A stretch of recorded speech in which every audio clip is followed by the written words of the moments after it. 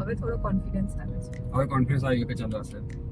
સુરતના ટ્રાફિકમાં બાકી પહેલા એવું લાગતું હતું કે નહીં ચલવાય સુરતમાં કાર તો શીખવું બહુ મુશ્કેલ બહુ છે. જ અઘરું હતું હા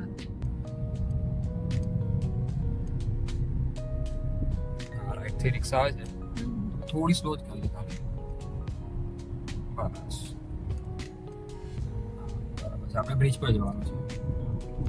બ્રિજ પર શું થાય રાઈટ થી અને લેફ્ટ થી બંને વચ્ચે આવે. રાઈટ થી આવે તો કઈ વાંધો આપણે નહીં. લેફ્ટ છે લેફ્ટ જ રહ્યો આપણે લેફ્ટ લેવાનું પણ લેફ્ટ થી કોઈ જોઈન્ટ થાય ને આ હાથમાં જોઈ લેવાનું લેફ્ટ ના હાથમાં. આ બાઈક વાળો કઈ નાઈટ થયો રાઈટ થી જોઈન્ટ થશે તો કોઈ ઇશ્યુ જ નથી કારણ કે એનો તો ટ્રેક જ છે. ના સેકન્ડ પર તો છે જ ગિયર તો સેકન્ડ જ છે આપણો. બસ સ્પીડ જોઈએ એકચ્યુઅલી અત્યાર સુધી આપણે એક્સેલર યુઝ નહીં કરતા હતા. હવે એક્સેલર યુઝ કરવું પડશે કારણ કે બ્રિજ પર છે ને થોડો પાવર જોઈએ એકલો ક્લચ ઇનફ નહીં થાય એટલે બ્રિજ પર ચડતી વખતે ને થોડું એક્સેલર નું આટલું પ્રેશર આપવાનું. હવે આગળ છે ને ટર્નિંગ છે ટર્નિંગ પર છે ને તમારે એક્સેલર ને ખાલી 1 સેકન્ડ ક્લચ નહીં દબાવવાનું. જો બ્રિજ પર તમે ક્લચ દબાવશો તો ઊંડી જવા મળશે એટલે ખાલી છોડી દો. હા એક્સેલર છોડી દો થોડું એક્સેલર છોડી દો છોડી દેવાનું. હા ક્લચ નહીં દબાવવાનું. ક્લચ બિલકુલ નહીં ના નહીં દબાવવાનું. મેં હારું થયું નહીં તો હું તો ના નહીં તો પાછળ જવા માટે ગાડી કારણ કે પાવર જ થઈ જાય ને બધો ક્લચ હા હા હા થોડું એક્સેલર આપો અને સામે જોતા જાઓ જેવો વળાંક છે ને એ પ્રમાણે સ્ટીરિંગને મેનેજ કરતા જાઓ. એક્સેલર યુઝ કરશો તો એકદમ થોડું હા તો થોડું તમારી બાજુ સ્ટીરિંગ બસ જે પ્રમાણે વળાંક છે એ પ્રમાણે તમારી સ્પીડ હોવી જોઈએ. ક્લચ બિલકુલ નહીં દબાવવાનું ના ક્લચ દબાવવાથી ગિયર બદલવા માટે બી જો તમે ક્લચ દબાવ્યું ને હા તો પાવર ખાઈ જ જશે પાવર એટલે ગાડી ની પાવર જ નહીં રહે એટલે ગાડી ઉપર ચડવાની જગ્યાએ તરત જ ઊંડી જવા માંડે. હજુ બીજો સ્લોપ છે હા થોડું એક્સેટર પરફેક્ટ છે અને માર્જિંગ બી પરફેક્ટ છે. લેફ્ટ થી કોઈ આવતું એનું ધ્યાન રાખવું પડે તમારે. આ થોડું વધી ગયું એક્સેટર તમે એને દબાઈને રવા લેશો ને તો બી ભાગશે એટલે ઓછું દબાવો. હા થોડું દબાવો પાછું થોડુંક જ પ્રેસ કરીને રવા દેવાનું. હા એટલે એનું સમજવાનું 2-3 સેકન્ડમાં તમને સમજ પડે કે કેટલો પાવર એ આપે છે.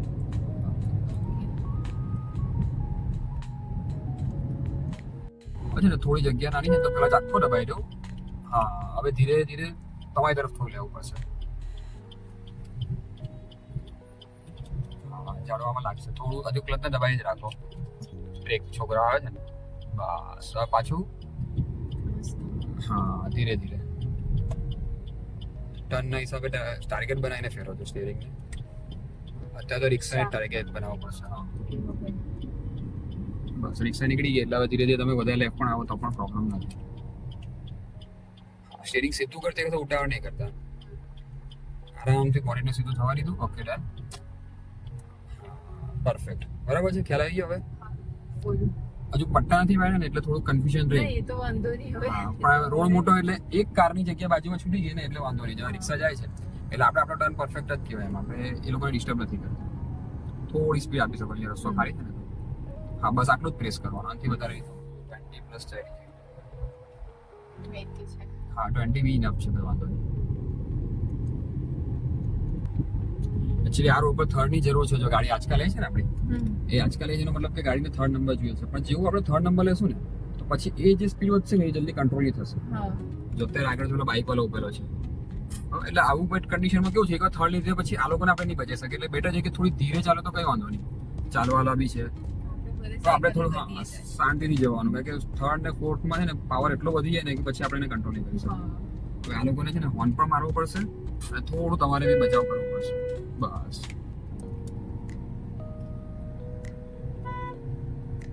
હા જ્યાં જ્યાં કટ આવે ને ત્યાં થોડી ધીરે કરવા માટે ક્લચ દબાઈ દેવાનો. થોડોક નોર્મલ વળાંક છે એટલે સ્ટીયરિંગનો જે યુઝ તમે કરશો ને એકદમ નોર્મલ બસ. અત્યારે તમે થોડું ફર્સ્ટ ટ્રેક પર છો પાછળવાની જગ્યા કદાચ નહીં મળશે તો ધીરે ધીરે હા આજે પણ રિક્ષા છે આગળ જોજો પેલી રિક્ષાને પણ તમારે મેનેજ કરવાની છે.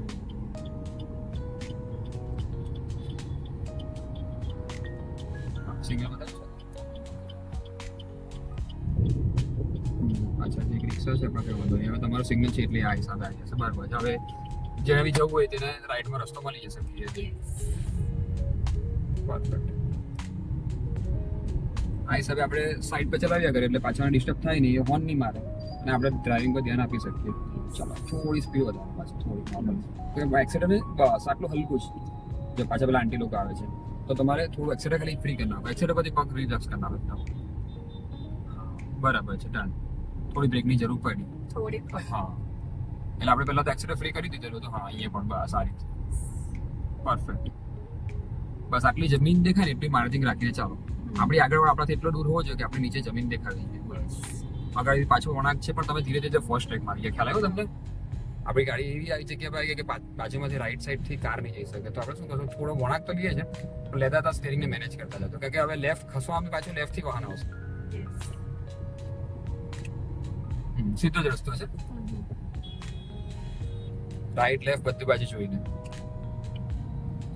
પરફેક્ટ. હવે જે આપણો વળાંક છે ને તો થોડો લેફ્ટમાં જાય છે. હા એટલે જવાનું સીધું જ છે સીધું છે પણ થોડું ખાલી કર્વ બને છે વળાંક, ખાલી એટલે ટેમ્પાર્ડ આગળ બનાવી રાખો તમે. લેફ્ટ થી વાહન આવે છે એને ધ્યાન આપજો.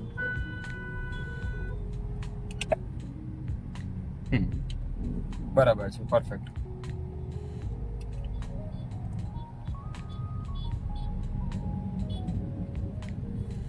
ધીરે. હા થોડો સ્લોપ પાછો આવ્યો ને તો થોડી સ્પીડ આપો, કઈ વાંધો એટલે ક્લચ ફ્રી કરો ને થોડું નોર્મલ એક્સિડન્ટ. યસ બરાબર છે. મળી બી કે હા હવે થોડો કોન્ફિડન્સ આવે છે હવે કોન્ફિડન્સ આવી ગયો કે ચાલો હશે. સુરતના ટ્રાફિકમાં. બાકી પહેલા એવું લાગતું હતું કે નહીં ચલવાય સુરતમાં કાર તો શીખવું બહુ મુશ્કેલ છે. બહુ જ અઘરું હતું. હા આપણે અત્યારે કયા એરિયામાં છે ખબર છે તમને? વેડ રોડ હા કતારગામ છે. કતારગામમાં એટલે ત્યાં ગાડી તો પબ્લિક એકદમ રફ એન્ડ ટફ. હા તો પણ હવે બધી જ સાઈડ થી આવશે ને કોઈ સિગ્નલ ને બી પ્રોપર ફોલો કોઈ કરે નહીં. હા કોઈ નહીં ફોલો કરે.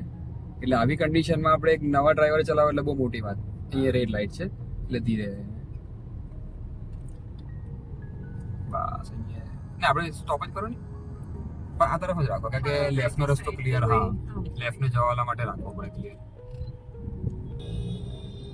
બધાને ઉતાવળાવશે અહીંયા ચાલવાલાને પહેલા સાચવજો. સિગ્નલ ચાલુ થઈ ગયું એટલે બધાને જ ઉતાવળ કે 30 સેકન્ડમાં હું પહોંચી શકે. હા એટલે એ લોકો ગમે એટલા હોર્ન મારે આપણે ઉતાવળ નહીં આપણે કરવાની. આપણે એ જ જવાનું. કારણ કે જરાક ઉતાવળ કરવા જશું ને તો આગળ ગમે ત્યાં ભાગી જશે ગાડી. પરફેક્ટ છે. લેફ્ટ રાઈટ થી ખાલી જોતા રહેજો કાચમાં, કારણ કે બધાને જગ્યા મળશે એટલે આવી જ જશે, અર્થ એ જ જશે. આ એરિયો જેવો છે કે લોકોને જગ્યા જ જોઈએ ખાલી. હવે ફર્સ્ટ નંબર છે ને તો કદાચ પિકઅપ નહીં મળશે તમને. યસ સેકન્ડ લઈ લો. બરાબર. થોડી તમારી બાજુ જ રાખો કારણ કે તમે ફર્સ્ટ ટ્રેક પર આવી ગયા છો ને તો હવે એ રાખો એટલે આ રિક્ષાનો નીકળી જાય આરામથી. બસ આ રોડ નાનો છે, અત્યારે તમને સેકન્ડ ટ્રેક નથી મળવાનો કામ. અત્યારે એવું કરો કે ફર્સ્ટ ટ્રેક જ આ જ લાઈન પકડી રાખો. કઈ આ ગાડી જેવો જ રસ્તો મોટો થશે ને તો પાછળ ટ્રેક બદલશે. નહીં આ તમે થોડુંક ક્લચની સાથે એક્સરે યુઝ કરો. અચ્છા એટલે હા ક્લચને પહેલા ફ્રી કરી લો અને આગળ પાછળ 4 રસ્તા આવે છે એટલે થોડું શાંતિ. જ્યાં 4 રસ્તા આવે ને ત્યાં થોડી શાંતિ જ રાખવાની, ઉટા કરવાની. હા ઓછી જ કરી દેવાની.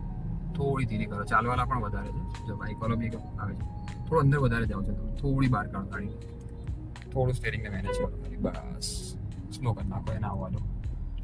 બસ પરફેક્ટ. ધીરે ધીરે તમે કન્ટિન્યુ કરો. આ ચાલવાને પણ જવા દો. હા લેફ્ટથી તો કોઈ નથી. પરફેક્ટ બરાબર.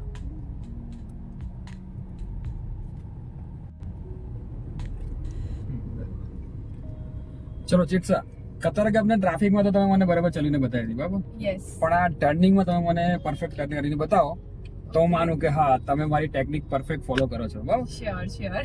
આ ટર્નથી આપણા સર્કલથી આપણે રાઈટ ટર્ન લેવાનો છે. થોડું પબ્લિક હશે પણ એકચ્યુઅલી છે એવું કે એ ટર્ન સર્કલ છે અને સર્કલની પછી એક પાછો સર્કલ છે, એટલે એકચ્યુઅલી 2 સર્કલ છે અને આપણે જવાનું છે રાઈટમાં. શાંતિથી સમજજો કે કયું સર્કલ ક્યાંથી શરૂ થાય છે ક્યાં પૂરું થાય છે. થોડી સ્પીડ વધારે લાગે છે. બસ સ્પીડ ઓછી હશે ને તો જ આ ટર્ન થઈ શકે, નહીં બહુ ભાગે છે. હા જો બીજું સર્કલ આવ્યું સીધું જવાનું છે આપણે રાઈટ ટર્ન ત્યાં જવાનું. હા વધારે જાય છે. હા થોડું મારે હેલ્પ કરવી પડી ને. એનું કારણ છે કે તમે ક્લચ આખો નથી દબાવ્યો. હા હવે તમે ક્લચ આખો દબાવ્યો. જો હવે કેવી સ્પીડ થઈ ગઈ?